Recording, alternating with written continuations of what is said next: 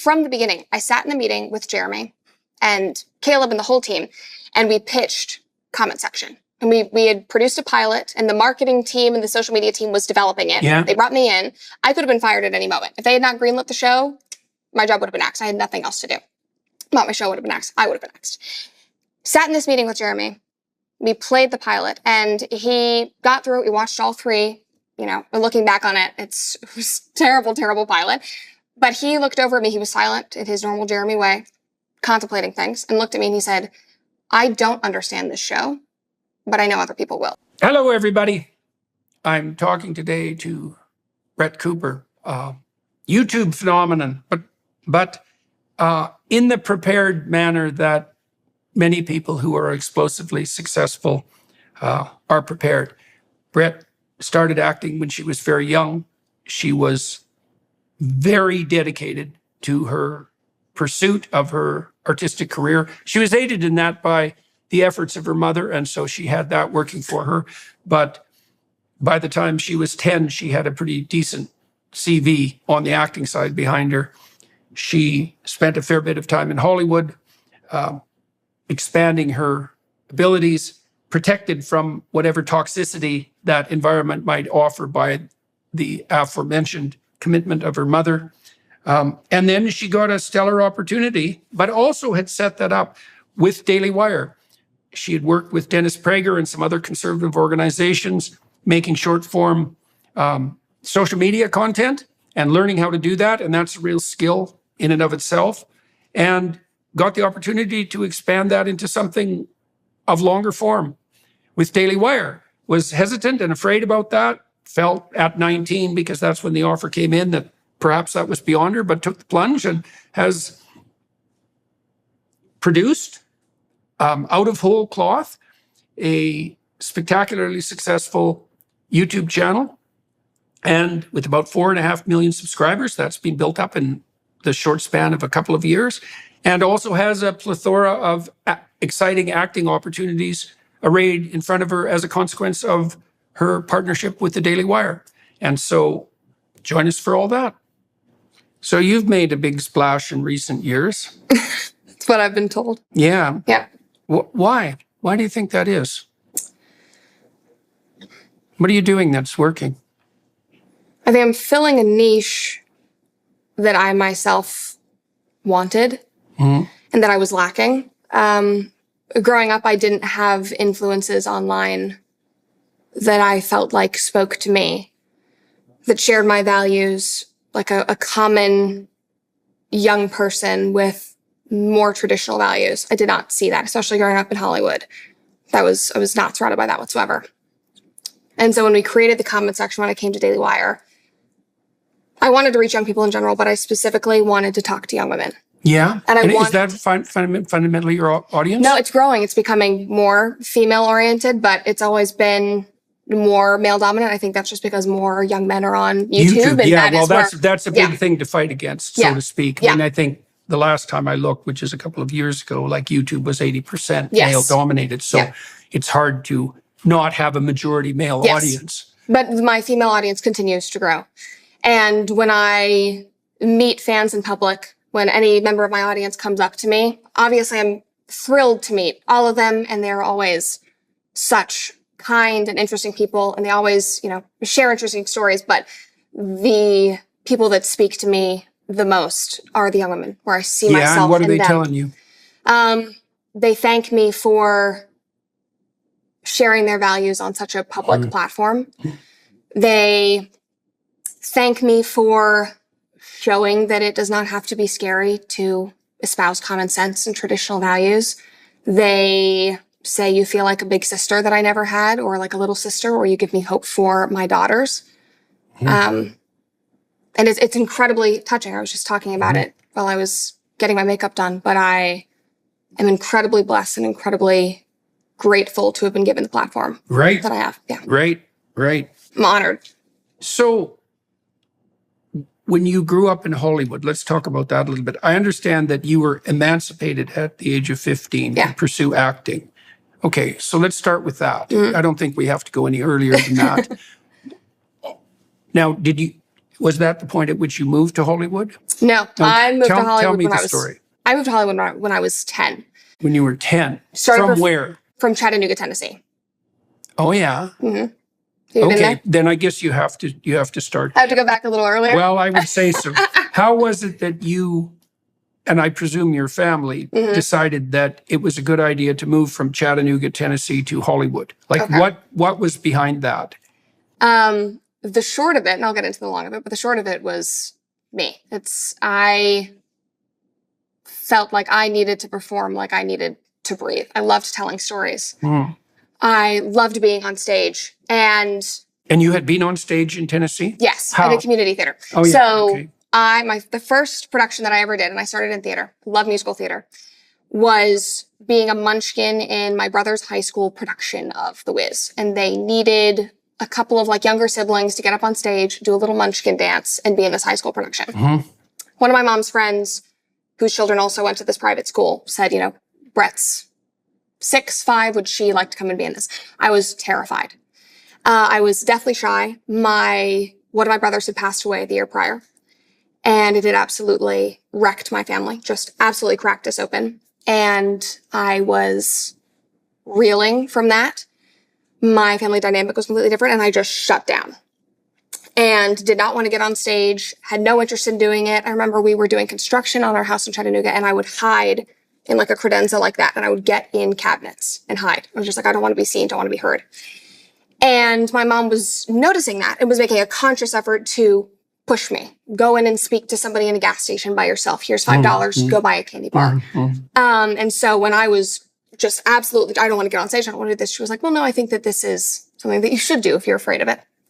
And I got on stage and have like never felt that way. And she said that me being on stage, I just came alive. And that's how I felt even at 6 years old. That was at 6? That was at 6. Okay, and so what performances did you undertake after that? How did that develop? I did multiple at that high school. Then I started doing community theater productions. And then I was begging my mom to do more. I was like, let me find other things. Can I do a community theater production here? She was originally from Atlanta, and Atlanta was 2 hours away. Could I go do Annie? Annie is being, produced in Georgia. Can we drive out there and I'll audition because I really want to play, the little orphan Molly in Annie. The Atlanta Symphony and Opera, I started doing like singing lessons. They were doing La Boheme and had a children's choir. Please let me go audition for this. And so my mom would put me in the car and we would drive 2 hours, and she would sit outside while I would be in rehearsals and dance classes. And I just came alive, and there was nothing that I loved more. And why did you like performing? What did it do for you? It gave me an outlet to express things I didn't feel comfortable expressing at home. What kind of things? I think it was less of a specific emotion, and it was more of I was just able to be completely openly me. I was able to put myself in other people's shoes. It's like that Atticus Finch quote where, you get to put on somebody else's shoes and not walk a mile on them. I remember what he says in Kill a Mockingbird. It gave me the opportunity to do that, to put myself in character circumstances that were completely unlike my own. It was an escape in a lot of ways. Well, it's play. It is. Kids love to play. Yeah. And even though we don't really let them anymore, I think that's why they play so intensely when they go off to university. I'm sure. And switch roles and transform identities. Sure. Yeah, I think most of it's repressed play. Not most of it. Much of it is repressed play. Yeah, well, you have to play a lot of roles before you find your part. Yeah. Right? And that's what kids are doing. That's what they should be doing between the ages of about 2.5 and that really intense play period lasts probably till around 10. But then there are variants of it in adolescence as well, as people find their way and find their role. And what you were doing was a very structured variant of that. And I think I needed that because so much of it was suppressed at home. I think I was constantly trying to make myself as small as possible to not rock the boat. My entire life because of things, of how upset things had become. Yes. And in the aftermath, particularly after my brother's death, my parents their relationship was not great from the beginning, and they stayed together for me. My brothers are all older than me, and so the death in the family just broke that open even more. And so I knew from a very young age, I was very self-aware. I knew that they were staying together for me. It was very uncomfortable, and I just wanted to cause as few problems as possible. And ironically, that turned into then me traveling around the country doing theater. Causing problems, constantly. Logistical problems. Yeah. Right. But well, those are, those are better problems than pointless and horrible problems. Yeah, they were fun problems. They were adventurous. Okay, so you accrued quite a lot of experience by the time you were 10. Yes. All right, and then so your family up and moved to... My mom and I did. Your mom and you did. Okay. My parents' relationship, I would say, was already on the fritz, like I said. And I had been working in New York a little bit while I was 9 or 10.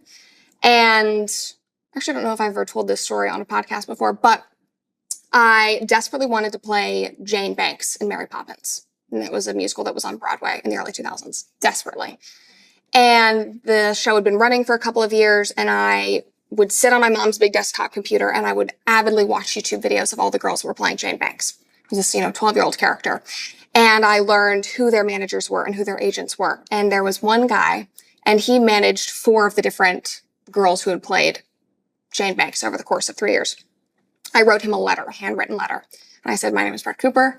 I love performing. These are all the things I've done. I'm attaching my resume. My biggest dream is to play Jane Banks. And then I painted a photo of me as Jane Banks on Broadway, and I mailed it to him. And then I got an email back somehow and brought me out to New York, and I auditioned there. And so then I started working more in the big leagues, I would say. And so I started auditioning for Broadway shows, doing workshops of Broadway shows. And how old were you then? 9.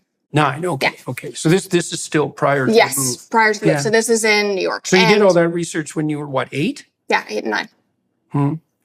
And it was completely self-directed. And I hit my growth spurt very young. And on Broadway, if you are under the age of 18 and you're playing a children's role, if you're playing a 12-year-old, an 8-year-old, a 15-year-old, they want you under a certain height limit. So the people in the back of the house can distinguish an adult from a child on stage. And so I think for Jane Banks, the specific role, and for most of the young roles at that time, it was 4'11". And I had auditioned for Jane Banks time and time again, the national tour, the Broadway show. Somebody's, a girl is being replaced because, you have like a 6-month contract. And finally got to one where it seemed like it was going to happen. I was pinned, and they said, come back in 2 months. It's going to be you and a few other girls. Over that 2 months, I hit the biggest growth spurt of my life. Came back, and I was way too tall. And I remember sitting up there, and they literally measure you before you can go in and audition. And I was like, let me shrink myself as much as possible. That's hard. Yeah. And they said, no, we're not going to hire you. Not because of my talent or anything like that, but you are just too tall. Something you cannot control. Sizeism, I would say. Yes, yeah, definitely. Exactly. You were a victim. I was a victim of sizeism. At 9 years old. That's right, yeah. And it was heartbreaking. It was crushing at 9 years old. And one of my best friends at the time got the role of Michael Banks. So he was playing Jane Banks' brother, and that was crushing because I saw him, traveling around the country on the national tour. And my management team, I ended up signing with the guy who had represented all of those actresses, was with him for 10 plus years, adore him. He said, you basically can wait until you turn 18 and then you can play adult roles, or you can go to Los Angeles and you can do film and TV. My mom said, absolutely not. She was originally born in California. My brothers were all born in California. She said, I'm not going back. That industry, specifically film and television, is disgusting. I don't want my child in it. And I just begged, like, this is all I want to do. And I was homeschooled at the time already just for academic reasons. And I basically just laid it out for her. And I said, we have the flexibility. You don't even want to be in Tennessee. You don't really want to be in this marriage, basically. And this is all I want to do. And so she said, let's go and try it. And so we went there for 3 months. And she said, and we'll see if you like it. And I loved it. And things started taking off, signed with an agent out there. And then we would do 3 months on and then 3 months off with my father. And he would drive across the country with us and, get us to the apartment. And then I'd stay there for 3 months and then go home. And then I think at 14 was when we permanently moved out there. And then I emancipated myself. Meaning you and your mother again? Yeah. And so what were you doing in Hollywood between 10 and 14? Auditioning and doing small roles on different TV shows and short films and training. That's the biggest part of being an actor, is that you are in acting classes 4 times a week. You are doing singing lessons. You are dancing. You're building your skill set. I remember, I had to do I was on a TV show and I had to learn how to fence. So you're in, fencing classes. And in addition to that, I think this is important, I had a lot of things outside of acting that I think kept me more well-rounded so that my identity did not completely get wrapped up in this industry that is very vapid. And it is very based on vanity and selfishness and fame.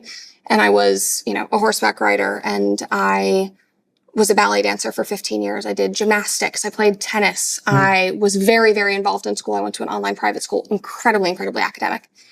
And I would say my identity was honestly more wrapped up in my education at that point in my life than it was in acting. And acting was just something that I got to do. And was your mother facilitating all of this? Was she helping you out? Yeah. Right. So you enjoyed your time in Los Angeles between 10 and 14? I loved it. There's been a lot of rumors about child actors in Hollywood recently. What do you make of all that? It's all true. So what did you escape unscathed? I did. I would say I saw a lot of it. What did you see? For example, I worked on a children's TV show on a major network. And one of the writers, after we wrapped on the show, after the show was canceled, had incredibly inappropriate relationships with young women like me who were on the show. Young women in my... How young? 14. Okay. And to my knowledge, this was not sexual, but it was objectively grooming. It was inappropriate relationships between an adult and minors, because Hollywood goes ahead and it blurs the lines between what is appropriate between adults and children, because you're working with adults constantly. Right. My entire life, my entire childhood, I spent more time with adults than I did with children. My management team, they were all adults, obviously. Agents, managers, directors, casting directors, producers, wardrobe assistants. You're surrounded by adults constantly. Writers, in this case. And those lines get really blurred. So if a writer on a TV show that you worked on invites you and one of your co-stars out to lunch to talk about another TV show that he's working on, your parents go, oh, okay, yeah. Well, you've worked with him for 2 years at this point. Let's take you to lunch. And then you're sitting here with this girl who's a year older than you, and he starts talking about the lesbian fantasies that he has about you and your friend. Like, that's nothing happened, but that's the fact that he thought that was appropriate. The fact that well, that's a testing behavior. Yeah. And then the fact that later we're walking around the restaurant and he puts his hand in my friend's back pocket, who's 15 years old. And I was just, I'd get me out of here. Completely inappropriate. She was, How many of the young people in Hollywood are sold into that, so to speak, by their parents? Now, you characterized your mother as someone who was loath to take you on the Hollywood adventure. But there's no shortage of parents. Is it more common among mothers? Probably. Yeah. The cluster B type mothers who use their children to their own advantage, come hell or high water. Jazz Jennings, for example, springs to mind, right, in the most brutal and horrible possible manner, right? But you can see a lot of this on social media. Parents pimping out their children, transforming them as well, and then proclaiming their moral virtue in consequence of the transformation. My child is very, very deviant, but I'm such a wonderful person that I still love them deeply. Right. But it was them in the first place that pushed them in that direction in the first place. And then you might say so. Yeah. And I think another example, did you read I'm Glad My Mom Died by Jeanette McCurdy? No, I haven't read it. Fantastic. And that I think is the most incredible example of what a lot of these younger people. Jeanette McCurdy. She's from iCarly. Jeanette. Yes. You haven't talked to her on your podcast. No, I have not. I believe she talked to Michaela. Okay. It was just an incredible book. I remember I read it last year when it came out, and I was just tears reading it, because these are the stories of the people that I grew up with. They're the things that I saw but was protected against. My mom was very wary about me being involved in this industry, and she was a shark. She set firm boundaries. She was always watching. She was always within eye shot. Right. So you had a guardian. Oh, yes. Right. And the other thing that I think was incredibly important that she did was again, like I said, I had so many other things going on in my life, so my identity was not wrapped up in this industry. I never connected it to money at all because my money was put in savings accounts. My parents never touched it. My mom never touched it. The state takes 15% of whatever a young actor makes and puts it into your Coogan account. So if you are in a situation where your parents are exploiting you, at least by 18, you have some money. Never touched any of that and never wanted me to connect Hollywood and making money. Because I would see, she saw people in my circle, these kids, they would, do an episode on a TV show and then their parents would go out and buy 6 American Girl dolls and they would buy a fancy new car for the family. And, the parents would take a huge vacation that the kid at 8 years old paid for. Right. And my mom always wanted to ensure that I stuck in this industry because I loved it, because I couldn't live without it, because I loved telling stories. And at least once a month, she would say, are you sure you want to do this? Because if you ever want to stop, we'll stop. I don't care how much money we've invested in your acting classes and your dance classes. If you want to stop, if you want to go home, you'll pack up and move to Tennessee. What made her so sensible? She's just a brilliant woman. She's incredible. She's one of the most resilient people I've ever met. She has been to hell and back a million times. Her first husband passed away. Her child then passed away. My older brother, in light of my brother's passing, has severe mental illness. He's permanently in a psychiatric facility for schizophrenia. Very, very hard marriage with my father. Very, very hard upbringing where she was often the black sheep. She is very comfortable being non-traditional and doing things that would be considered unconventional in whatever circumstance she's in. How did you end up with traditional values then?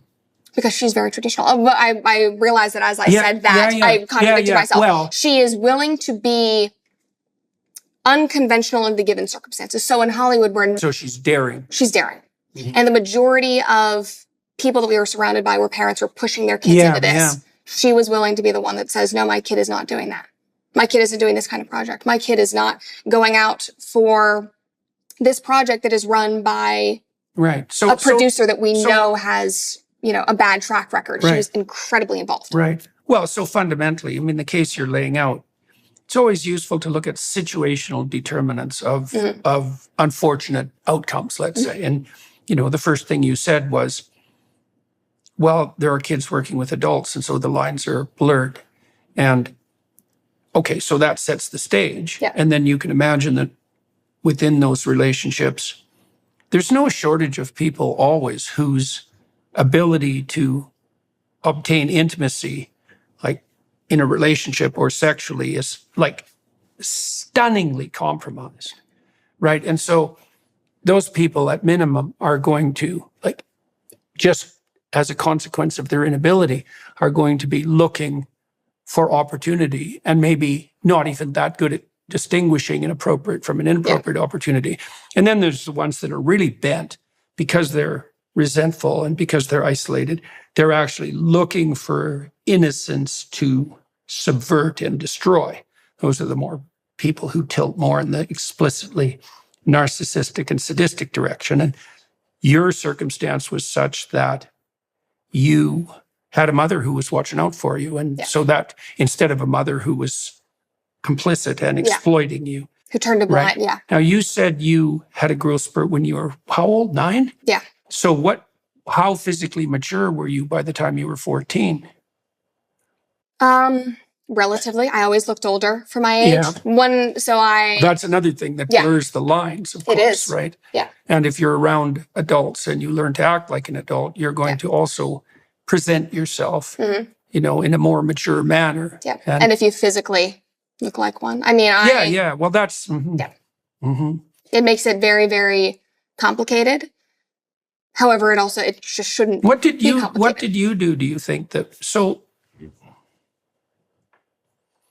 often girls, bully victims in general, girls who are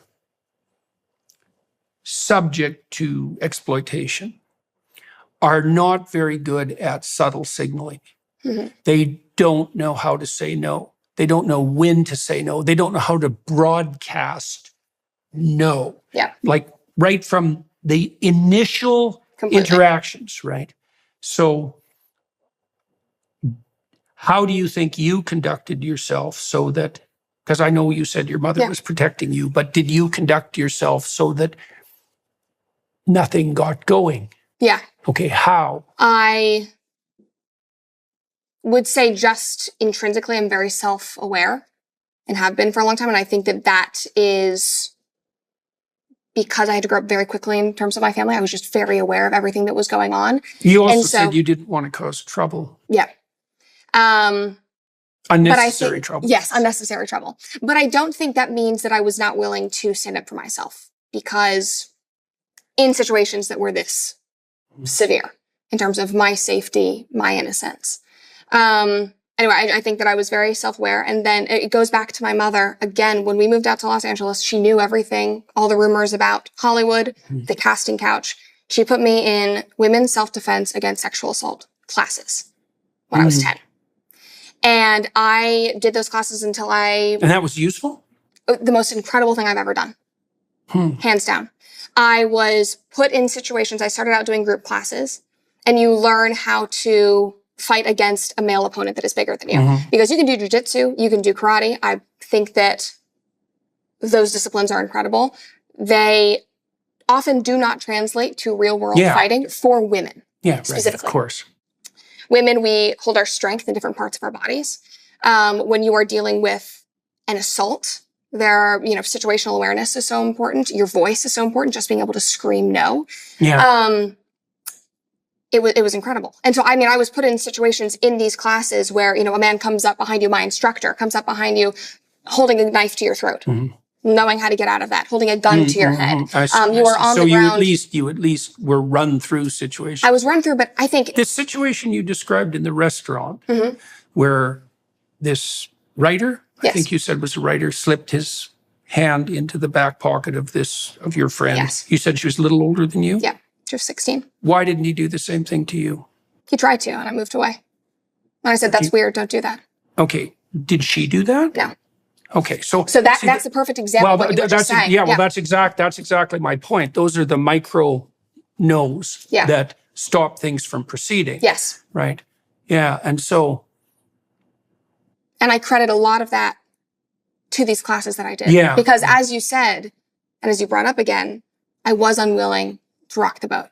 I was a doormat in my family. And still, that's something that I'm still working through as an adult now. I'm being very, very nervous about that in my immediate family, just because of the way that I was raised. Are you an agreeable person? Do you like to please people? I do. Right. Well, you can also see the complexity, because if you're an entertainer and you're on the stage, you're obligated as part of your role to be magnetically attractive, charismatic, and all of that, and to capitalize on that. And so drawing the line,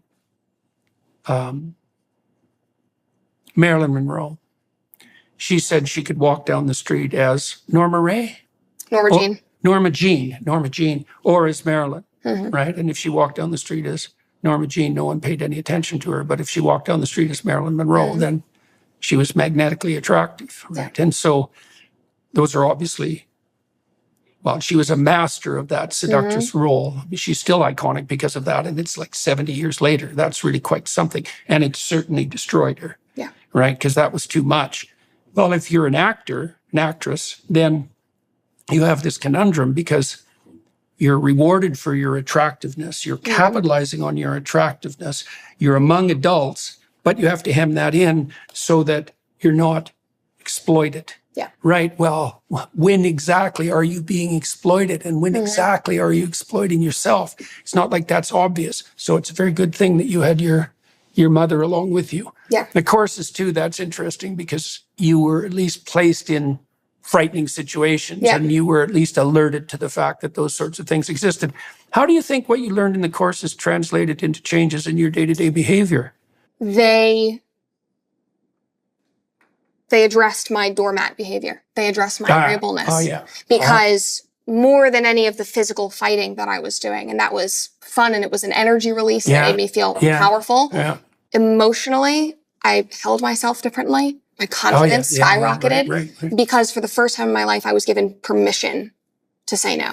I was given permission to draw a line in the sand. And I think that is what my mom wanted more than anything. I think that obviously she wanted me to be able to defend myself And as I got older, that's when we started doing more of the, date rape simulations and begun, like we weren't doing that at 10 years old. What she wanted me to learn, because she had watched me grow up and be very, very shy and refusing to get on stage.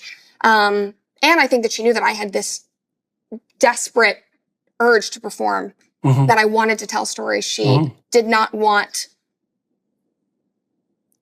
that mixed with my doormat behavior to then open the door for exploitation. So women are more empathic, compassionate, agreeable than men on average. And from what you've told me, you tilt more in the agreeable direction. And the problem with being agreeable, one of the problems with being agreeable is that your agreeable people feel the pain of others quite acutely, like literally. So I'm an agreeable person. So if I'm watching you in pain, the same circuits that are mediating your pain are active in me. Yep. Now, if I'm not so agreeable, that doesn't happen. And that makes it easier for, what does that mean? Well, the downside is it makes it easier for me to be selfish because I don't give a damn about my effects on other people. But the upside is I can tell you to go to hell when it's necessary, and I don't care what your response is. Now, I worked with a lot of women in my clinical practice who were like sequentially abused. And one of the things I noticed about them was that, well, first of all, they generally were very badly socialized and so had no idea where to draw those initial lines. And that's what continually got them into trouble. But they're also very unwilling to reject and to say no.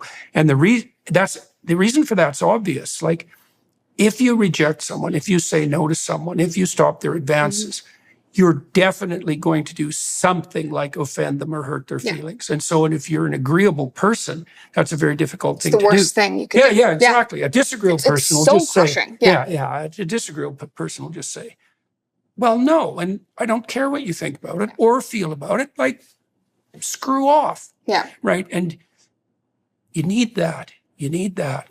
Especially if you're attractive, especially if you're charismatic, or especially if people are coming at you for a variety of reasons. There are kind of two main reasons why people go to therapy. One is to deal with negative emotion, let's say depression and anxiety. The other main category is to learn how to stand up for themselves. That's why I learn went to therapy. say no. And how are you at that now? I'm much better. How are you at contractual negotiations? Much better. Yeah. Much How did you better. do negotiating with Daily Wire? I think I did pretty well. Did you do great? I think I did pretty well. I've gotten better since then. Yeah, it's good to surround yourself with sharks as long as they're not like gnawing on you. Yeah. But it's been Have you had good agents? I've had great agents. That's good. Yeah. That's good. So I've you've had people other than your mother that have been on your side? Yeah. Long-term relationships with them? Yeah. Oh, yeah, that's a good deal. And I think one thing, and I think we're going to talk about this later, but another thing is my now husband, I think has probably been the most influential in that. How long have you known him? 2 years. And influential in what way? In encouraging me to stand up for myself. I am very agreeable, and I think that was something that I didn't want to be for a long time, and I think that it was important that I learned how to control that, because I think that it can be used really beautifully and to your advantage, and I think it makes me a very empathetic person. If you started crying, I would start crying right now. With infants. Yes. And, but dead seriously, like it's great with infants. Yes. And so,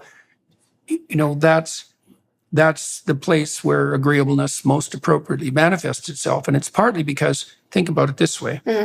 When you have an infant, especially in the first, let's say 9 months, it's not quite that long, but it's certainly the first 6.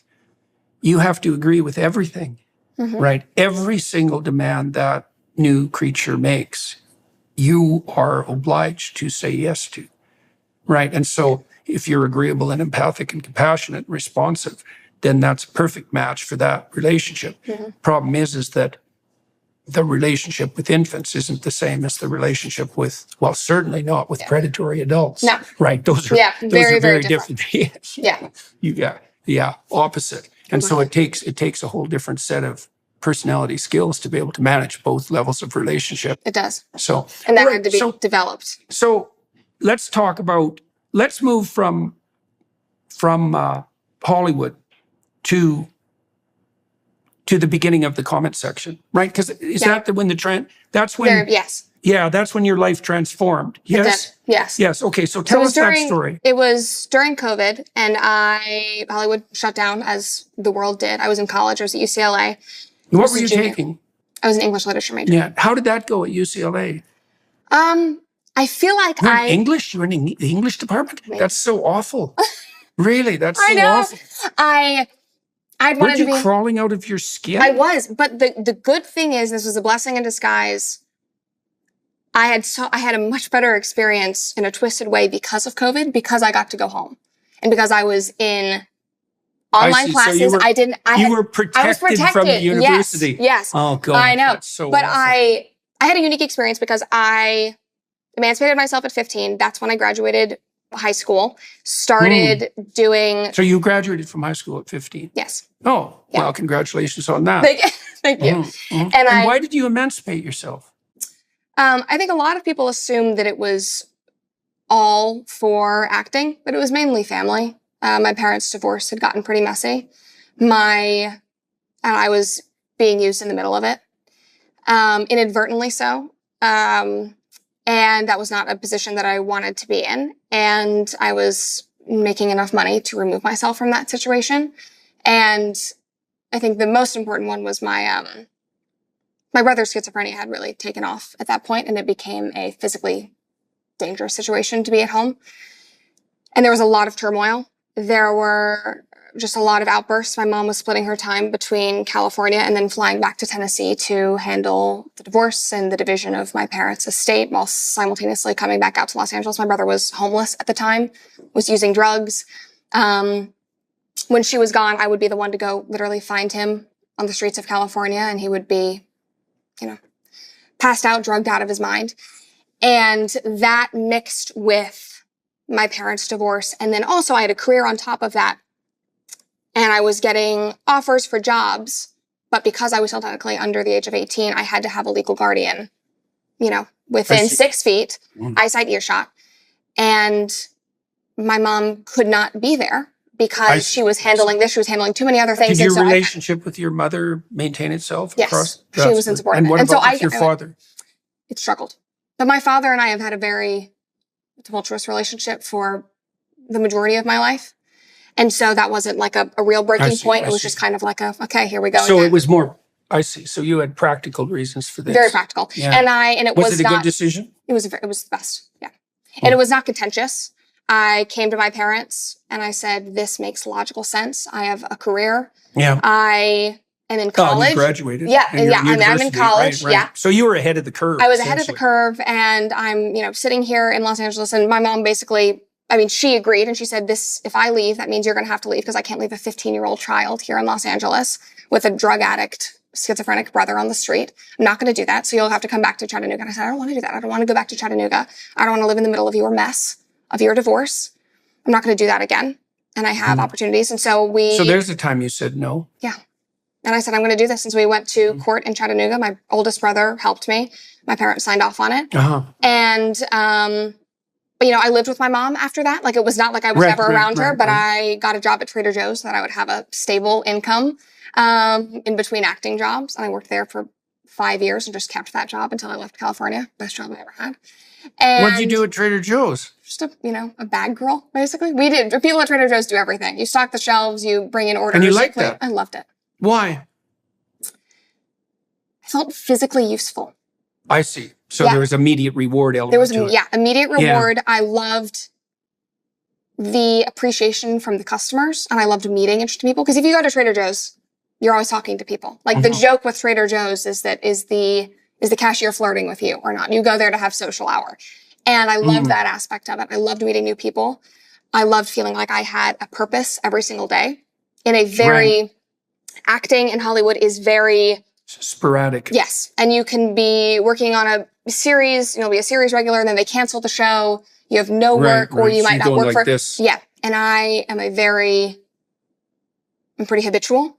And I like knowing exactly. Everyone is. Okay, that's good to know. I'm not crazy. Well, my suspicions are you're probably far less that way than most people. Yeah. Well, because you take all sorts of risks. That's and true. you were able to tolerate, a very dynamic life. Yeah. It's like people are creatures of habit, like you can't possibly imagine. Yeah. And they go crazy way faster than you think if their habits are disrupted. It's really hard on people. We're pack animals, right? We like an orderly social environment. We like a high degree of predictability. And we like the same things, at least a fair number of the same things happening on a regular and predictable daily schedule, you know, weekly, monthly, all of that. Otherwise, the threads start to show. Yeah. Do you think it was because I was experiencing such an extreme high and low? Because you are right, because I do take risks. I have been in very unconventional situations my whole life. So I wonder, I also think it might have been again, going back to family, it was so turbulent, it was so up and down that I think I just needed some kind, I had no structure. There is absolutely no reason whatsoever to have to formulate a rationale for wanting some habitual predictability. Right? People, they cannot function without that, right? People think of anxiety as something inside their head. That's not right. You're anxious when everything around you is coming apart. And so the anxiety is a reflection of that. Now, you can find yourself in situations where your physiological state or your psychological state makes you overreact to uncertainty in the environment. But generally, for example, when someone develops major depressive disorder, it's in the aftermath of something truly awful. Like they just don't fall apart for no reason. Now, having been broken once, they may be more susceptible to being broken again in the future, but it's not exactly a psychological problem. And anxiety is not a psychological problem. It's a navigation problem. And, you know, you had a complicated and mutable home life, and your career was very complex and multidimensional. The fact that you found a job that had this level of predictability and sameness and found that, what would you say, that offered you a certain degree of security, that requires no explanation whatsoever. Well, I loved it. This is a good thing to know about kids too. Like you want to routinize your children, right? They get up at the same time. They eat at the same time.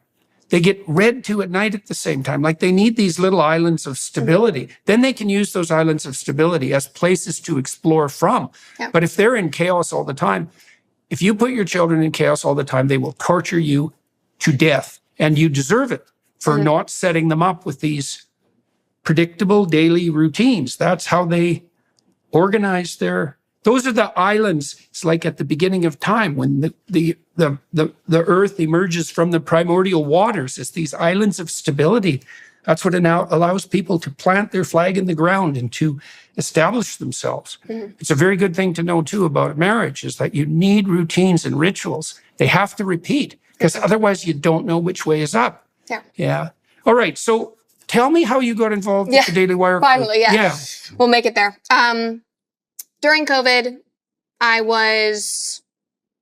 got involved in conservative media, I would say, in Los Angeles. I had lost a lot of friends at UCLA because of my political beliefs. I felt incredibly isolated, not just from friends, but campus life in general. What conservative beliefs?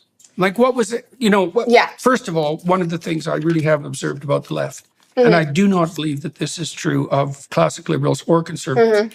The left, especially the radical types, they will drop you in a moment if you say or do anything that's out of that ideological sync. And that is not equally true of people on the liberal or the right side. So the lefties, they will cancel and exclude. That's part of the entanglement of the radical left with cluster B psychopathology, with narcissism, with psychopathy, with borderline personality disorder, with antisocial behavior. Like that's all behavior that's associated with social exclusion. It's very, very aggressive. Like it's passive aggressive because it doesn't involve fists, but social exclusion is a very effective form of punishment. And the radicals on the left are masters at using it. So what sort of views were you being I was not alienating yourself with? So the first one was that I did not want to vote for Biden in the primaries. It was going to be my first time voting in a presidential election. You were going to vote for Trump? I was. And how old were you? 18. So like you were the one 18-year-old female. At UCLA, and I walked into, this is my favorite story from college. I walked into a party at one of my best friend's apartments. Big rager happening. And this is after I had just had like a I wouldn't even call it a fight. It was just kind of like a reckoning in my friend group of they realized that I was not on their team. And I had never considered myself Republican. I had never considered myself, I just didn't even think about it. My family. Right. So you weren't political up to that No, I was not. point. My family was always more on the right. My mom studied under Ayn Rand. She was a libertarian. My oldest brother, who was one of the most important people in my life, incredibly, incredibly libertarian, as libertarian as you can get. And my mom raised us based on values instead of politics. She didn't talk about politics. She didn't talk about current events, but she talked about personal responsibility. She talked about accountability. One of the greatest things that she taught me, sort of what you touched on when you were talking about anxiety being, the mirror and something that's external, is that you can only control your response to the circumstances in your life. Again, that you are in control. She valued freedom and independence. And then the more political stuff was fiscal responsibility, but we didn't even talk about that in terms of politics. It was just, we would sort of touch on taxation in my homeschool, civics class. Right. So your mother really helped you with the understanding that you had some choices to make in your life and that you could make them well, and then you emancipated yourself. So that I sure made my choice. Yeah. Independence. And this all really came to a head as COVID was taking off. Did you finish your degree at UCLA? I did. Oh, congratulations. Good for you. You stuck it out. I did. Even though you took online courses. I did. Were any of your online courses worth taking? Yeah. They were? What percentage of them do you think? Oh, gosh. 60%. But I'm a major English lit nerd. Like, I loved English lit all throughout high school. Since the 5th grade, I knew that I wanted to be an English major because I love stories. I love stories. I love understanding the human condition through stories. And I wanted to study British literature, and so I did it. I did my final capstone on Barnaby Rudge by Charles Dickens, and I was obsessed. And so a lot of the classes, I made it through just because number one, I already knew my values. I had a great foundation. I wasn't easily deterred, and I cared more about the stories. And I did have a few good professors. Actually, the best and most common sense driven professor I ever had was at Berkeley, because I did a business program at Berkeley's grad school. And she was the most right-wing, commonsensical. At Berkeley? At Berkeley's grad school, at the Haas School of Business. Oh, okay. Well, you might find someone like that hiding in the business school. And she was fantastic. How did your professors respond to your essays and so forth at UCLA? The worst case of this was actually in my first semester at UCLA. So just a little bit of context, so I know we keep getting off of the Daily Wire thing, but I think you'll find this interesting. You'll find this interesting. I did community college for the first 2 years. So I didn't go to university for all 4. And I think that was also a very important thing. Yeah, right. I believe that I got a better education. In person at community? Yes. Yeah, I went to community college for the first 2 years too. And I got the best education of my life at community college. I had a better education My professors there. actually cared about teaching. Yeah. And I had a personal relationship with them. I loved them. Yeah. Because they were willing. Small classes? Yes. Yeah. And they wanted to be there because of the students and because they loved the subject, not because they got the notoriety of being at UCLA or because they got the resources for their research or the book that they were writing. Yeah. And I think that I was much better off for it. I would recommend it to anyone. I saved so much money. I think I got my full bachelor's for under $20,000. Yeah. Because of that. I got to explore so many subjects that I would have never gotten to explore at UCLA. Right, and you were still able to concentrate on the literature, literature, right?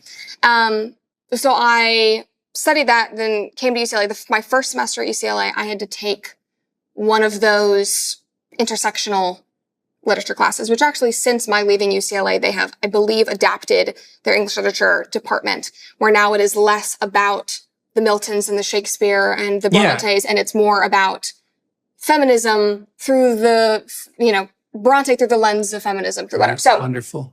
When I was there, you had to Bronte through the lens of resentful bitterness. Yes, there you go. That's probably what it is. Or just makes it even more enjoyable. How we as professors are morally superior to all the great artists of the past. Exactly. Right. That's basically it. But when I was there, you only had to do one of those. Mm-hmm. And it changed after I left. I think I got there at the perfect time. And so my first semester, I did that class, and it was race, religion, sexuality, and Asian American literature.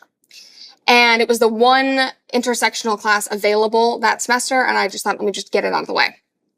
And my final paper, I don't remember what the book was, but it was the story of a man who had immigrated here,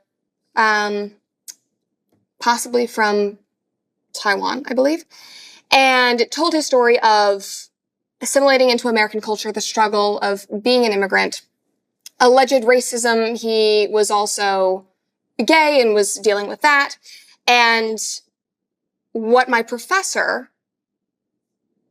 her conclusion from this novel was that he had faced racism and he had endured racism, and that was why he had all of these mental health struggles. And the character was incredibly flawed, incredibly depressed, was just a terrible human being.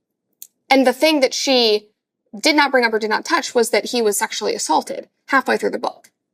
And that's when all the behavior started. So my take on it was I argued that it was not necessarily racism. I said, I'm sure that he experienced some, immigrating to America in the 70s. However, all of this behavior started after he was sexually assaulted. And then he became depressed. He was mentally ill. Where could you possibly go in the world that would be less racist than California San in the Francisco. 1970s? Yeah, right. Oh my God. And so that was my argument. And we had to give her our thesis statement prior to writing the essay and signed off on it. She said, sounds so interesting. We had to go around the class, read it out loud. People would give notes on it. That's really interesting.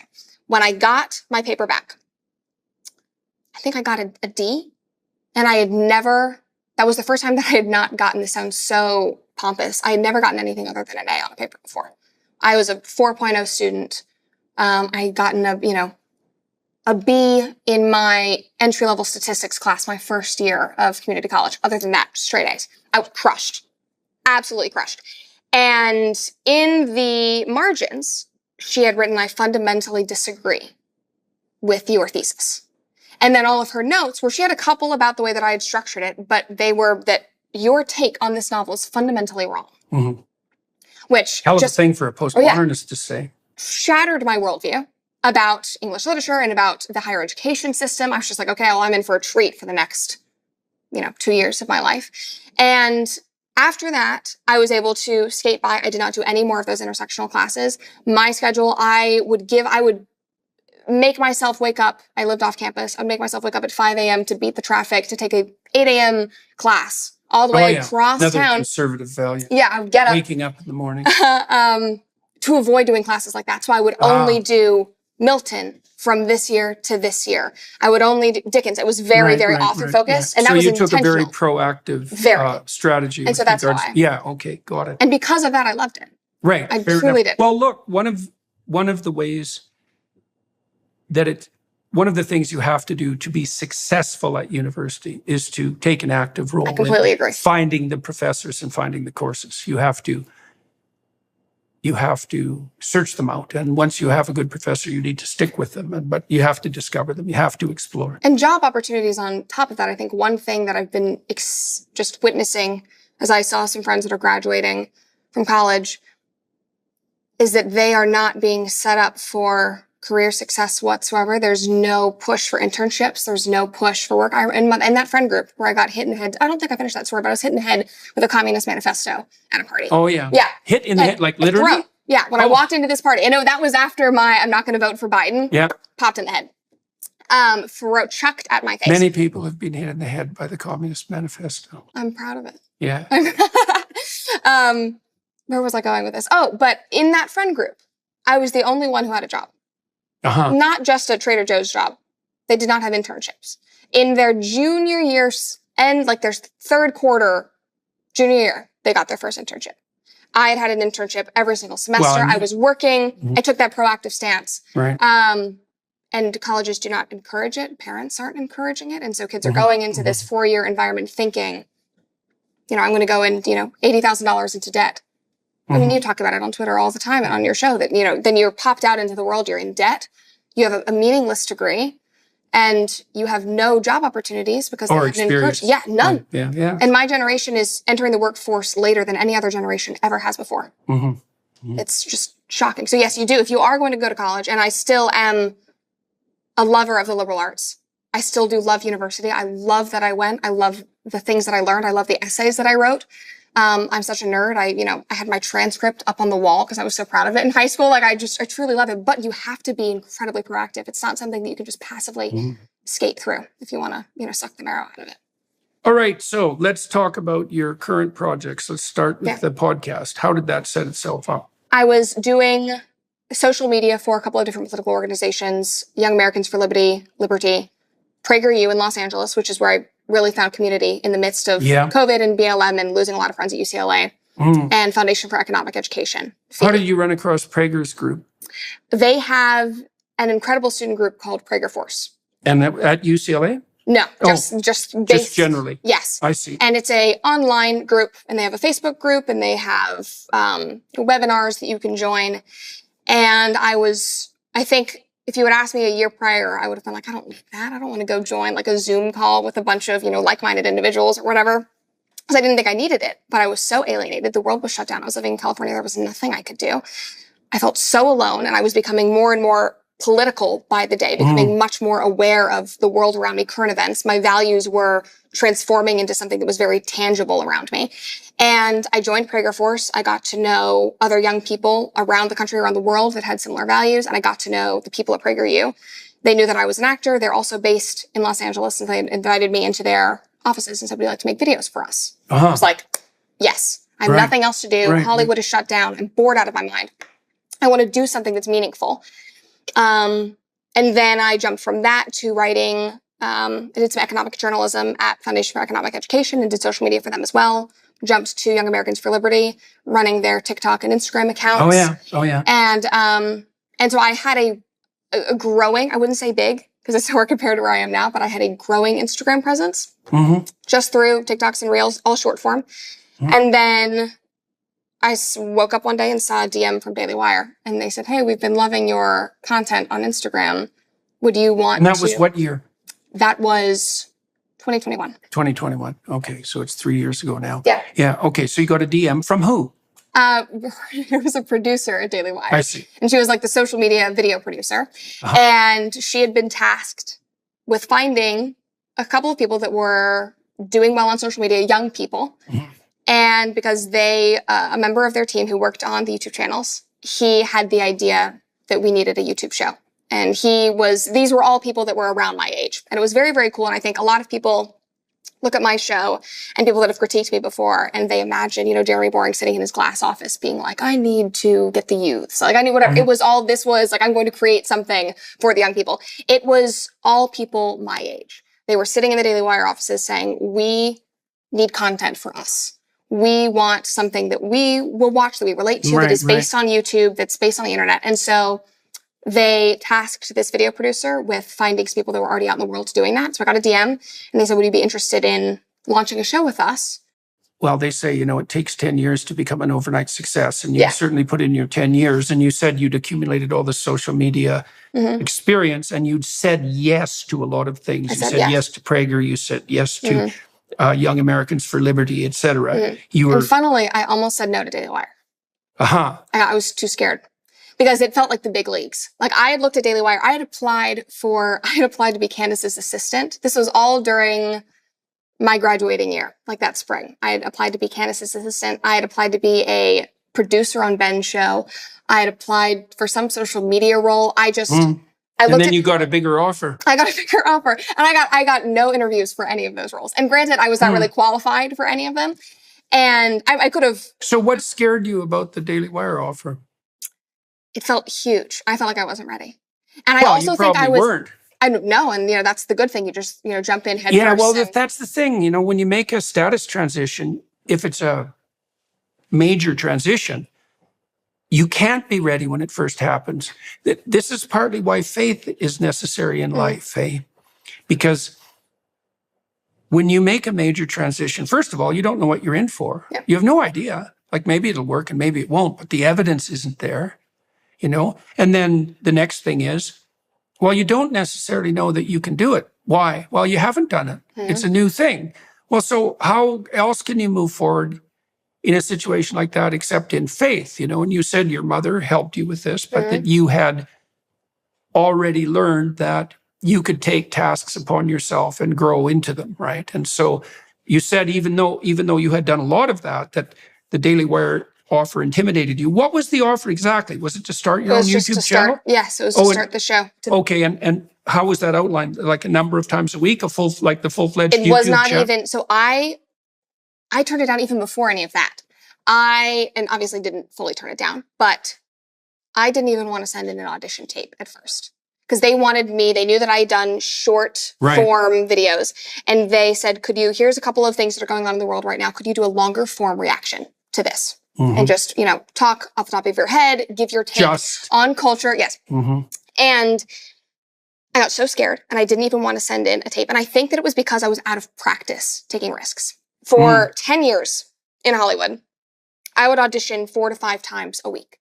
I was told no 99% of the time, and you have to be okay with that. I would take huge risks. I, moved across the country, writing a letter to That's why kids manager. have to be allowed to fail. Yes. That's why they have to lose in competitions. They have to learn. Yeah. I lost a lot. Well, the thing is, you skipped over something there. And you said, when you went to all these auditions, you've been successful, but your success rate was like 1%.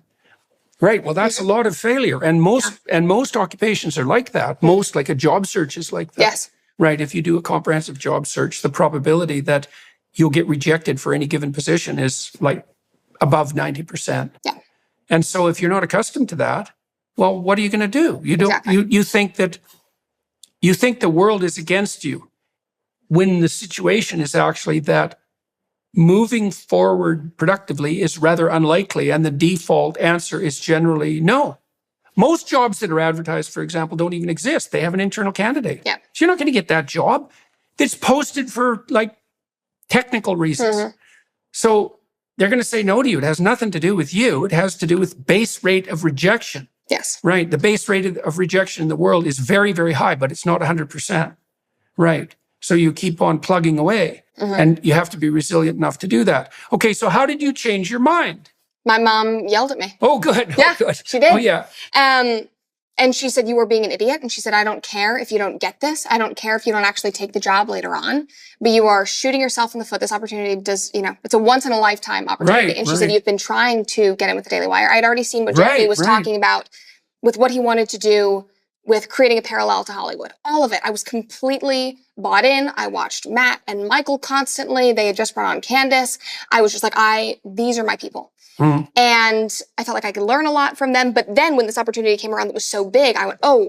And I teach you to ask for it. Yeah. And no, she yelled at me and I did it, and it all took place. And I also think what you were saying about humans needing routine and habit. For my entire life, like we've already outlined, it's been up and down, tumultuous. For the first time at this point in my life, I had normalcy and structure. And my mom had just bought a farm, and I was living 5 minutes away from her. I was working as a waitress at a really nice restaurant, and I was doing these social media jobs. I had gotten into law school. I withdrew from law school because I decided there's no reason for me to be a lawyer. I should not be a lawyer. But I was wanting to plant down roots where I was. And where were you living? I was in Boise, Idaho. Okay. This is a whole, okay. We don't need to spend that going to that. Fine. But yes. And I thought, this is where I just want to be. I want to find a nice guy. I want to get married. I want to work in marketing. I want to be near my mom. And I had bought 2 horses that were on her farm. I just want to live. This is just normal and it's safe. And I think for the first time, it was just so comfortable. And I didn't want to ruin that. And she said, this is not the time to be afraid. This is not the time to be risk averse. This is what you've been working for 10 years. And you get to be... It's very common. I saw this a lot when I was working with people. People say no to what they want. Yeah. Right. And they do that in micro ways. Right. And then they do it now and then in major ways. And then the opportunities dry up. They do. And they think, why are there no opportunities coming my way? It's like, you have to be prepared for a lot of failure, and you have to say yes enthusiastically whenever an opportunity makes itself present. And then they multiply. But boy, it's partly too because people they don't have faith that it's okay if good things happen to them, right? They don't feel that they're worthy of it. And so and sometimes that's understandable. It's not surprising that you were nervous about having to move from making short form content was it scripted to short form content? No. Okay. So at least you had that. I still had that. Yeah. Right. So you were doing it. And it was a physical move across the country. It was leaving my mother, who had been my rock through this entire career, obviously my entire childhood, moving across the country within 2 weeks. Right. To Nashville. To Nashville. Yeah, yeah. And again, just work in the big leagues. Like I mean, I walked in and just, Matt Walsh walks by and I'm like, this is somebody who I've looked up to. It was incredibly intimidating. I'm so glad that I did. When I think about it too much, it just makes me want to cry, because interestingly, and I talked about this on a live stream, at my wedding just a couple of weeks ago, one of my bridesmaids gave a speech, and she's been my friend for 11 years or so. We were 15, we were at Disneyland. And she remembers a specific conversation where I said, there's 3 things that I want in my life. I want to be married, I want to have a farm, and I want to be successful at whatever I'm doing. I want to have a successful career. And at that time, I thought that it was going to be, a producer, Reese Witherspoon-esque, running some kind of production company like that. And so she stood up at our rehearsal dinner and she said, you have just bought a farm. Mm-hmm. I just bought, 60 acres or something like that. And and you're now getting married tomorrow to an incredible man, and you are successful. Mm-hmm. And I think about, if I had not taken that risk, I might have had the farm. My mom had a farm a few minutes away. It wouldn't have been mine. It would have taken a long time to do that. I might have married a really nice guy, but it would not have been Alex, who I adore. I just think he worships the ground he walks on. I think he's incredible. And I would not have this career now that is so perfectly harmonious with everything that I loved about Hollywood. I loved telling stories. I loved being on camera. I loved reaching people through media, while also being true to myself and not compromising my values. It is perfectly harmonious. So your channel grew like mad. Crazy. Yeah, yeah. Really, I had 1 million subscribers in 5 months. Right. And you're up to about 4.3, something like that now on YouTube. In 2 years. Right. So obviously you could do it. Yeah. Right. So that's extremely interesting. And I will say, and it wasn't, I think that we found an important niche. But I also do believe, as you said, I did put in the time. Yeah. I had 10 years. And so I think it's a combination of that. And I will often discredit preparation and opportunity. Like, they have to meld. And then you have to strike when the iron is hot, right? Mm-hmm. I mean, timing is crucial, and you had this opportunity and you did take it. What are you doing?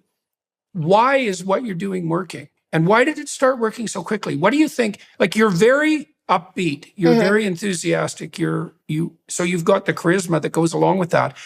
Why don't you characterize a typical show, and why don't you walk me through why you think it works? I think it works because, like you said, I do approach things with a positive attitude. I think a lot of content online right now is incredibly angry, especially things that are, I don't want to just say political, but also cultural commentary. It's very angry. It's very intense. Yeah. And with my personality, I think I have been able, and my sense of humor and my levity, and the fact that I take myself and my work very seriously, but, I can laugh at anything. I think that if you're not laughing about something, you're crying about it. So you might as well find humor. And I think that humor is an incredibly important way to reach people. I think that is something that my show does really, really well. And it's the kind of show that I would want to watch. And kind of like I said at the beginning, when we sat down, this is something I did not have. I knew that this needed to exist because I would look around and like I've said, I watched your YouTube videos. I would watch Michael. I would watch Ben debate. I have, his line about, in that debate, I don't remember where it was, it might've been UC Santa Barbara or something, where, that kid said, well, how do you know that girls can't be in Boy Scouts? He's like, it's in the name. Like, I watched all of those debates. I was constantly consuming that. I didn't see myself represented. And it's weird for me to say that, because I will often critique Hollywood, always saying you need to be represented. But in this case, I do believe that it was important, because I did not see. Well, that means you occupied that. Look, there's 2 ways of looking at that. You can whine and complain about the victimization, or you can see that that's a market opportunity because the niche hasn't been filled. Yeah. Right. Well, the social media landscape is pretty new. Yeah. It's not surprising that all the niches aren't filled. Yeah.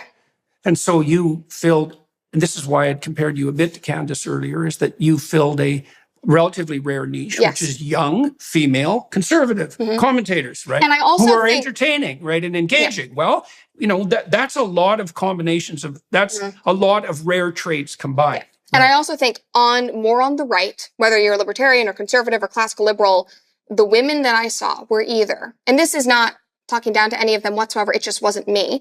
I either saw, you know, the Trump intern type girls in their pencil skirts, the DC, you know, politicos. Right. Or I saw, you know, yeah, well, the hunters you're a and creative conservative. Those are very rare creatures. Like I saw like the outdoorsy hunters, and I think that they're amazing, but that wasn't like, I was in a very weird box where I just felt like I'm a normal girl.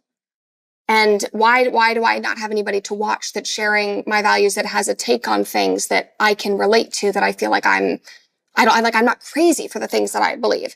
And so I think that is one of the primary reasons why it just took off immediately, because young people. Well, you hit the target. I did. Right. Yeah. There was a gap there. And yeah. And I think, you know, again, the humor and my personality, and I care about it, and I care about my audience a lot.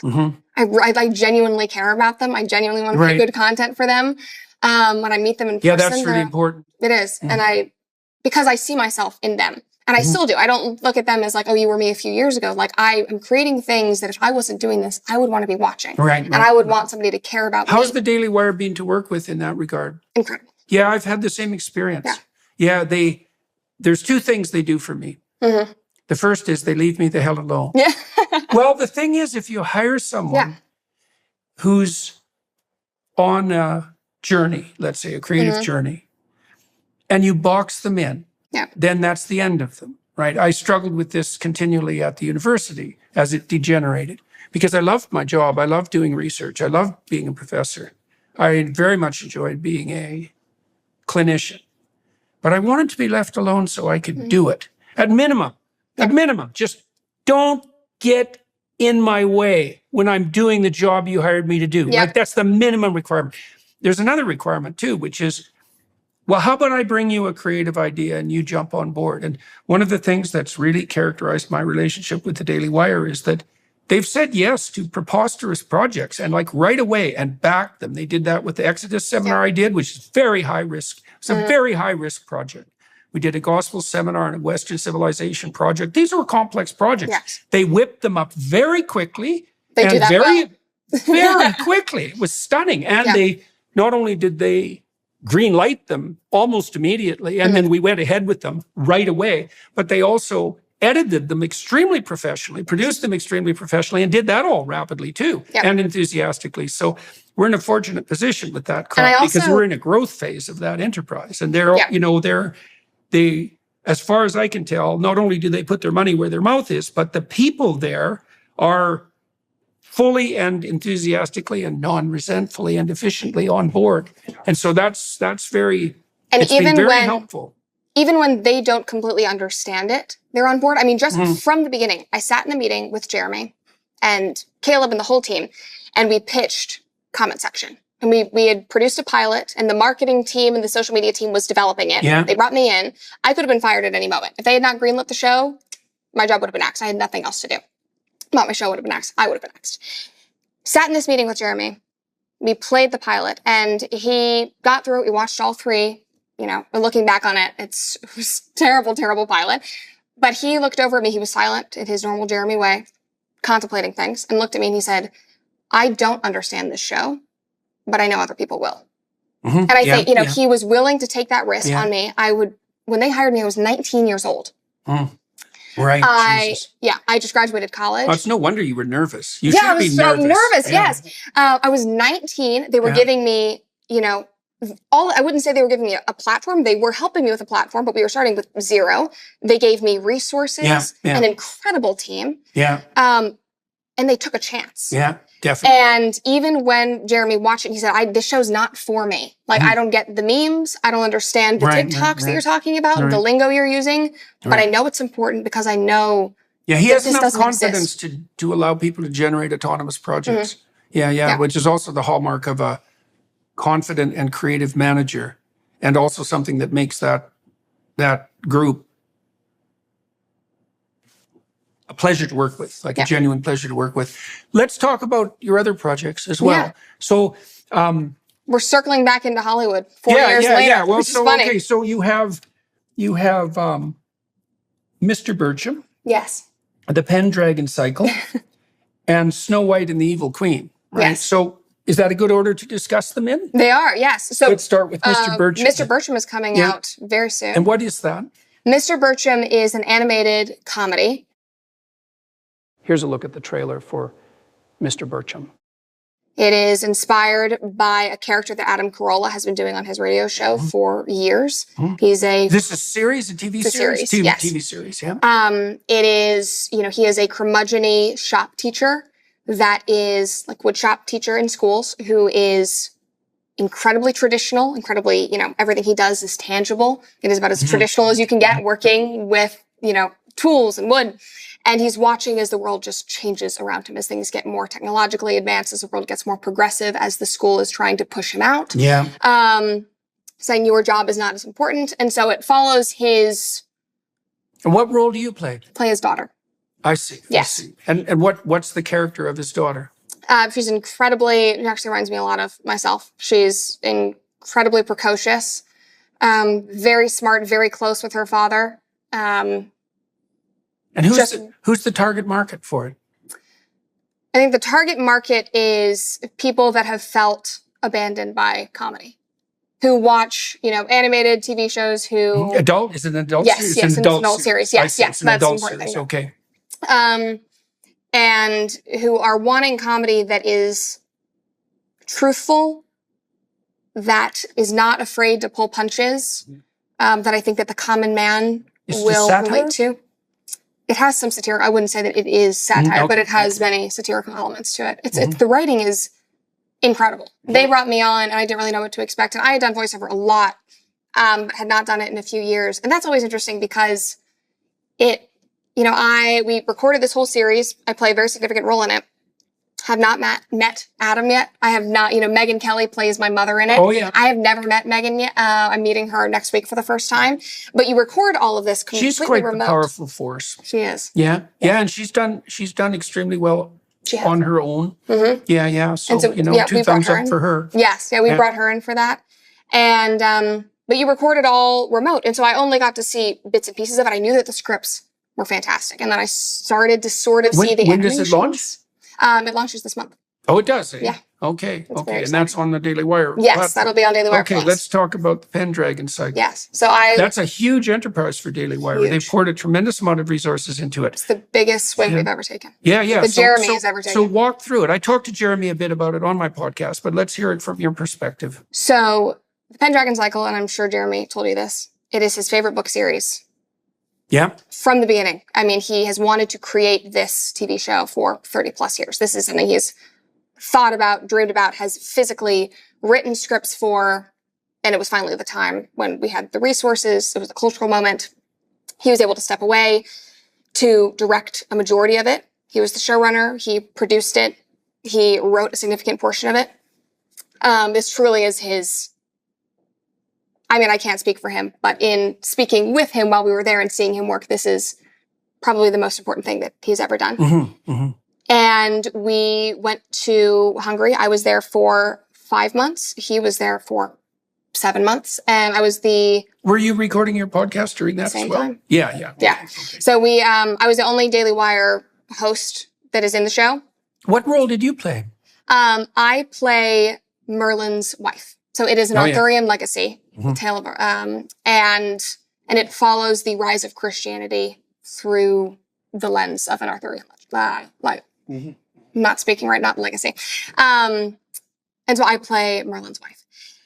And she is... She a good wife or she's a very good wife. She's a very good wife. Yeah. She's a good character. She is, yes. She's a very, very fun character to play. Yeah. She has a really beautiful balance of being incredibly strong, but also being very feminine and very empathetic and very sympathetic to Merlin's very unique experiences. And it was just a very, very fun character to play. And I saw a lot of myself in her. I got to do stunts that I've never done before.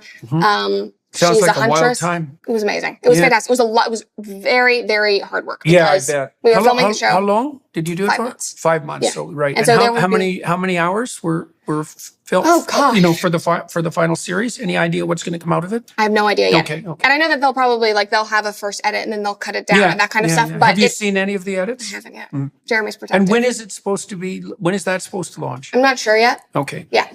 They're in full post-production now. I think that there is already a first round of edits that is finished. And now we have so much VFX that is going to go into this, so many VFX. There's just a lot of post-production that has to be done. But the very cool thing is, even though we are using some VFX, we did 90% of everything that you will see on the screen practically. We physically did it all. There was the series starts with an incredible sequence with Spanish bull leapers.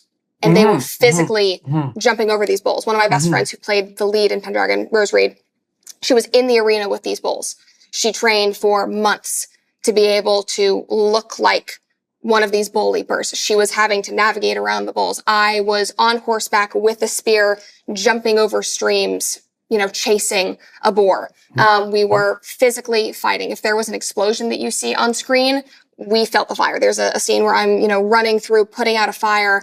I was basically covered in fire protection, which is like a goop that you put on so that you can't be set on fire, running through fire as people were being fully set on fire around me. It was absolutely incredible. They did not hold back. Good thing you said yes to the Daily Wire. Right? Isn't it No awesome? kidding. No. And it's very special because it's very full circle because I get to go back and do what I love more than anything, which is tell stories. But I get to do it with people who I love and trust, who I know are not exploiting me as a child actor, who share my values and are genuinely creating content for the betterment of other people. Right. Well, that's a good deal. It is. Because I would read scripts that I would be sent in Hollywood and I would look at it. I would say, I don't want to watch this. Like, these are terrible characters. They're sharing terrible messages. I don't even want to be a vessel through which this gets out to the public. Right. And I knew that at a young age. And you didn't have that feeling with the Pendragon cycle No, it's an incredible story. I haven't had that feeling with anything that I've done with Daily Wire. I think Mr. Bircham is incredible. I can stand behind that completely. The Pendragon cycle is a perfect mix of something that is meaningful in terms of its values and what it promotes and the values of the characters that you will fall in love with, while also being something that is beautiful and that people objectively can enjoy. You're not going to sit down and say, oh, I'm watching a Christian TV show now. You're going to enjoy it because it actually is very good, but you can know that the people who made it, the hours that were put in, Jeremy barely slept for 7 months, but I've also never seen him happier because this was his dream. I gained massive respect for him watching this take place. And he did it masterfully.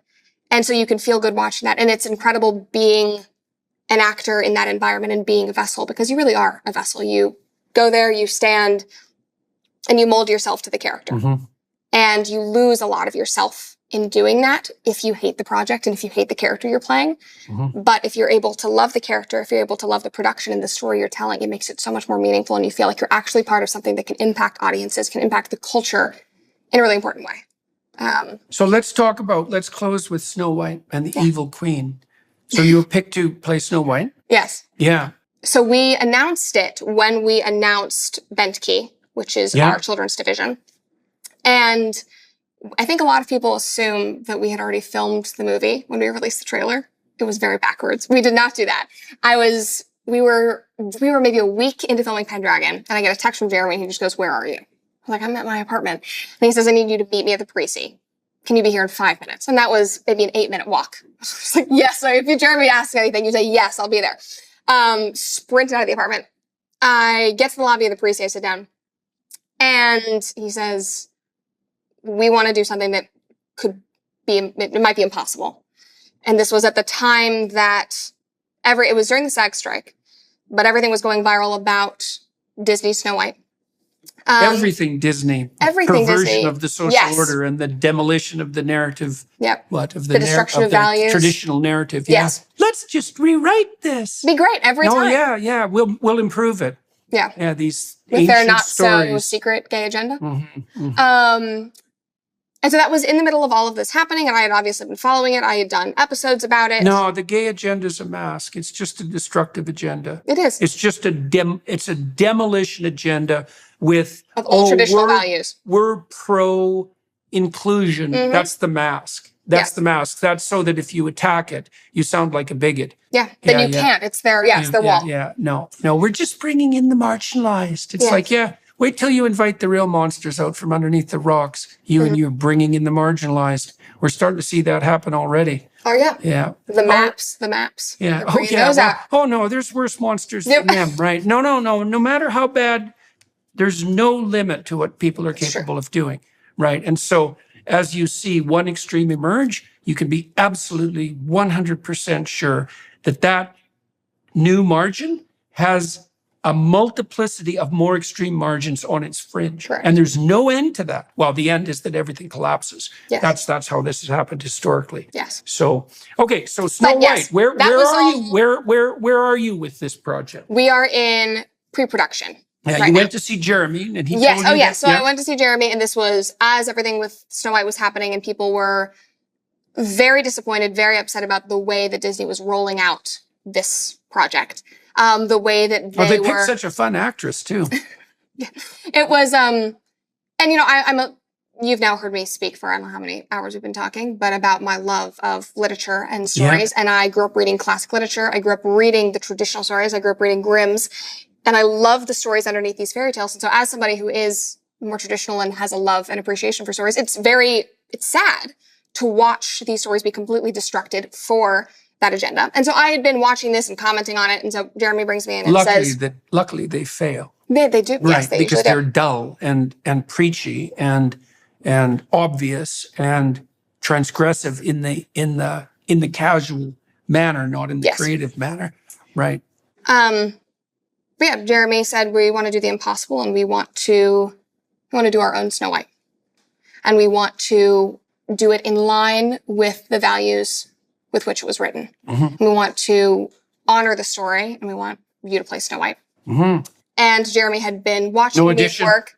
No audition. Well, I think my audition had been the first month of Pendragon. I understand your audition. But he hadn't even really seen me act before that. He had, watched my TV shows and that kind of thing, but he really saw me during Pendragon. Right. And so this was about a month into Pendragon or so. And he said, I'm going to keep you updated. We're working on a script. And at that time, I think he had a very ambitious goal because that's when Snow White was still going to be released right around this time. He was like, let's try to film it during Pendragon. And I was like, okay, well, we'll see how this goes. That did not happen. And I'm very glad that it didn't because I think we will do the story justice, yes, with the right amount of time in the prep. And so we got back from, no, actually, I'm skipping over the story of how we created the trailer. But Jeremy started working on music, and he had this idea for the trailer. Knew that we were going to be announcing the rollout of Benki and the 100 episodes of children's content that we had on the platform. He wanted Snow White and the Evil Queen to be the first feature film that we do on Benki. And so I got a call probably at 4:00 in the afternoon. And he said, I want you to fly to Trento, Italy tomorrow, because that's where we had been filming Pendragon that week. We jumped back and forth between Italy and Hungary. I want you to get on a plane and you're going to fly out and we have a costume that's being worked on for you. They're going to finish it in the next 6 hours on the plane with you. And you're going to fly out to Trento, you're going to fly into Milan, drive 4 hours up to Trentino, wake up the next morning, you're going to come up onto a mountain, another hour of drive, and then stand in this forest and sing. And Jeremy was sending me, oh gosh, I still have the recordings on my phone. One day I'll leak them to the public. But it's Jeremy on a piano app on his phone. And it's what you hear in the trailer. And he's singing it. He has an amazing voice. And he's an incredibly musician. And so he sent me the lyrics. He sent me the song. And he said, can you have this ready by tomorrow? I said, sure. And this man, I've never had to sing this high before. And I'm a soprano, but I'm not that soprano. I texted him back and said, Jeremy, this is not gonna, I sound like Tweety Bird. And so we went back and forth and he sent me one in a lower octave. I said, this is much better. And he was all nervous. He was going, this sounds really low. Meanwhile, I'm thinking this is still really high. So I get up to Italy. We record it. We record it in the middle of shooting Pendragon. So in the middle of a scene, Some of my other Pendragon cast is 6 feet away. And at this point, they don't even know we're doing Snow White because it has not been announced to anyone. Jeremy said, do not tell your mom. Do not tell Alex. Do not tell anybody. We have like 3 people who know that this is happening. Nobody can know. So I'm sitting here in this princess dress thinking this is really not the wardrobe that everybody else is wearing. They're going to know. I'm like huddled up, literally hidden. The rest of the cast is over doing something else. Jeremy says, hey, we're going to film a little commercial for a Daily Wire thing that we have to do. Gets the crew to turn around, points the cameras on me, and we film this teaser. And then I fly back to Budapest and I keep going on comment section and keep going on Pendragon. And then I wait to hear what we're going to do with it. And then it launches with Benke, with a Benke rollout. It's a huge success. And then I just sit and I wait. I'm like, all right, Jeremy, when are we going to film this? Got back to Nashville. We wrapped Pendragon. It was a raging success. I truly think people are going to love the series. And then we've now rolled into pre-production for Snow White and the Evil Queen. So I'm in voice lessons, 3 to 4 times a week. I was classically trained as a singer when I was young, but I moved more into pop when I was older and have not sung seriously in many years. And so I'm retraining that muscle. I'm in dance classes every week. It's a musical. We're super excited about it. And that's what I can tell you. And there's a lot of people that I see comments every single day and they're like, what can you tell us about X, Y, and Z? It's all coming soon. We'll be able to share more soon, but it is an incredible adventure, and it's just always a joy and an honor to collaborate with Jeremy specifically. I mean, he's incredibly creative. He takes incredible risks. I think I've learned even more about risk-taking by working for him and working with him. That was one thing that I felt incredibly comfortable with and excited about when I came to Nashville and I came to Daily Wire, was I could not have asked for better mentors than the people that I'm surrounded with. I mean, I told you, I got this job when I was 19, and I walk into a room and I was, with Jeremy Boring and Dallas Saunier, who was one of the, greatest producers to come out of Hollywood in recent years, has just an incredible story. Michael Knowles, Matt Walsh, Ben, just the fact that I remember meeting you when we were about to announce that you were joining Daily Wire and you were doing a photo shoot. And I was in my studio and I think you had asked, could I meet the YouTube girl? And I about just fell out of my chair. But I just could not have asked for a better group of people. And they encourage me. I grow every single day, not just in my career, but I learn from all of you, emotionally and spiritually and in my personal life. And that's just an incredible, incredible gift. Typical Hollywood story. All right. Well, look, that's a good place to stop this part of the discussion. I think what we'll do for everyone watching and listening, I think what we'll do on the Daily Wire side is talk about women. Sounds great. Yeah, because we haven't done that, and marriage, because you're newly married, and the conception of women in the modern world as it is, and perhaps how it might be if it was tilted in, let's say, a more conservative direction, and what attraction there might be in that, and what obstacles there are in the way of communicating that to young women. So that's what we'll do for half an hour on the Daily Wire side. If you who are watching and listening want to continue to join us, that also enables you to throw some support the Daily Wire way, which, well, if you're happy with the state of the world, then there's not much point in doing that. But if you think that things are a little unstable and that some additional voices on the side of something approximating tradition and reason might be useful, well, they're putting up a pretty good scrap. And so also to all of you who are watching and listening, thank you very much for your time and attention. It's always much appreciated and hopefully never taken for granted. And to the film crew here in Scottsdale, Arizona, which is where I am today with Brett. And Brett, thank you very much for coming in today to do this. It's a pleasure to talk to you. You're a very entertaining character, and congratulations on having enough daring to play the fool. Thank you. Yeah, no kidding. Well, seriously. Yeah.